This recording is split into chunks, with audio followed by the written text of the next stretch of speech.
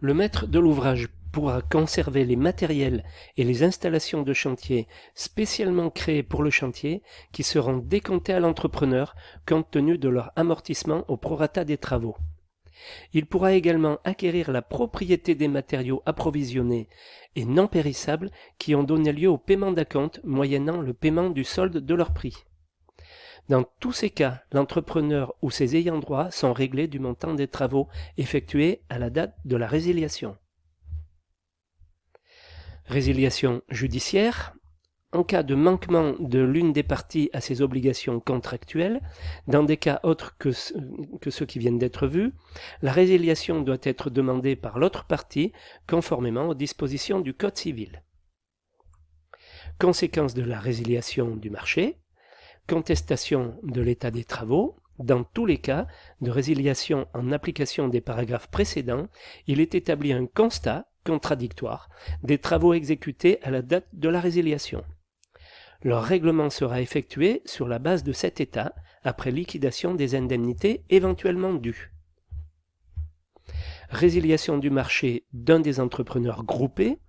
Dans le cas de marché passé avec des entrepreneurs groupés, s'il y a résiliation de plein droit ou judiciaire du marché de l'un des entrepreneurs, il sera fait application des dispositions suivantes.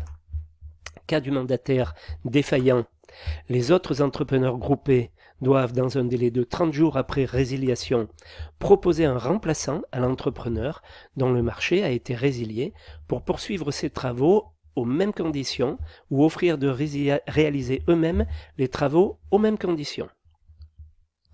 Proposer un nouveau mandataire. S'ils n'ont pu présenter leur proposition dans un délai de 30 jours ou si le maître de l'ouvrage refuse leur proposition, celui-ci désigne un nouvel entrepreneur aux risques et périls de l'entrepreneur défaillant ou résilié et les entrepreneurs désignent le mandataire. Cas d'un entrepreneur autre que le mandataire doit prendre les mesures nécessaires pour que les travaux correspondants soient exécutés aux conditions du marché de l'entrepreneur défaillant. Régularisation. Pour régulariser ces cas, les marchés et avenants doivent être conclus dans les 15 jours qui suivent la désignation du nouvel exécutant. Maintenant donc le chapitre 23, après les contestations, les assurances. Très important aussi. Assurance de responsabilité civile de l'entrepreneur. L'entrepreneur doit être assuré pour les conséquences pécuniaires de sa responsabilité civile en raison de dommages corporels, matériels ou immatériels causés aux tiers, y compris le maître d'ouvrage, du fait de ses activités exercées sur le chantier. L'entrepreneur doit à première demande faire la preuve qu'il est assuré pour ses risques. L'entrepreneur doit vérifier que son sous-traitant justifie d'une assurance couvrant les conséquences pécuniaires de sa responsabilité civile en raison de dommages corporels, matériels ou immatériels causés aux tiers, y compris au maître de l'ouvrage, du fait de ses activités exercées sur le chantier. Assurance de responsabilité décennale obligatoire.